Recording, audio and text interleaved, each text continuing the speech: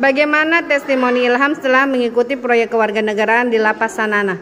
Menurut testimoni saya sendiri, saya sangat berkesan pada pengalaman tersebut karena kami sebagai siswa bisa merasakan pengalaman-pengalaman yang belum tentu bisa kami rasakan sebagai siswa dari sekolah lain.